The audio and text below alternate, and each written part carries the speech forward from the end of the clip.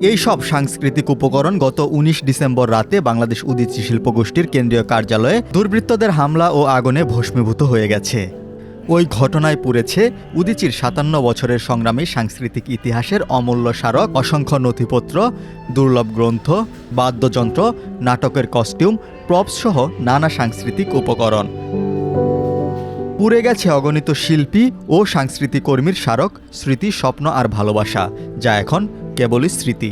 ১৩ জানুয়ারি সকালে রাজধানীর তোপখানা সড়কে কেন্দ্রীয় কার্যালয়ে আগুনে ভস্মীভূত নানা সাংস্কৃতিক উপকরণের উন্মুক্ত প্রদর্শনীর আয়োজন করে উদীচী শিল্পগোষ্ঠী। প্রতিষ্ঠানটির দ্বিতীয় তলায় পুড়ে যাওয়া কক্ষগুলোতে এখনও পড়ে আছে আগুনে ঝলসে যাওয়া বাদ্যযন্ত্র, নাটকের কস্টিউম, প্রপস ও অন্যান্য উপকরণ।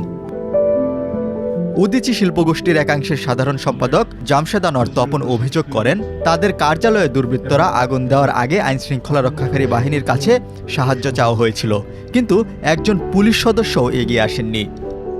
ঘটনার দিন সকালে আমরা আইনশৃঙ্খলা রক্ষাকারী বাহিনীর সাথে নিরাপত্তার ব্যাপারে যোগাযোগ করেছিলাম। আগের রাতের হামলার পর উদীচী যে পরবর্তী লক্ষ্যবস্তু হতে পারে তা সকলেরই জানা ছিল, অথচ সেদিন একজন পুলিশও উদীচী কার্যালয়ের আশেপাশে উপস্থিত ছিলেন না। উদীচীর শিল্পীরা মনে করেন, হামলা, মামলা আর আগুন দিয়ে তাদের প্রতিবাদী কণ্ঠস্বর থামিয়ে রাখা যাবে না। সাংস্কৃতিক কর্মকাণ্ডের মাধ্যমে উদীচী অন্যায়ের বিরুদ্ধে প্রতিবাদ ও সাংস্কৃতিক সংগ্রাম অব্যাহত রাখবে বলে দৃঢ় প্রত্যয় ব্যক্ত করেন প্রতিষ্ঠানটির শিল্পীরা।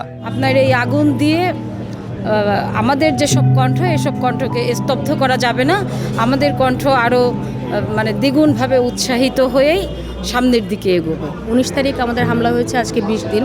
আমরা কখনোই থেমে থাকিনি। একদিনের জন্য আমরা উদীচীতে আসা বন্ধ করিনি, গান থামাইনি। আমরা পথে গান করেছি, অস্থায়ী কার্যালয় করেছিলাম, এবং যতদিন পর্যন্ত এটার বিচার হচ্ছে না ততদিন পর্যন্ত আমরা রাস্তা থেকে আমরা ঘরে ফিরছি না।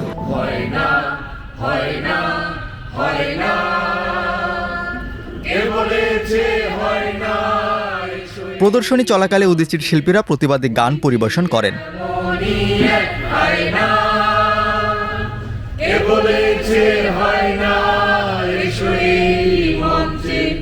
উদীচী এমনই এক আয়না।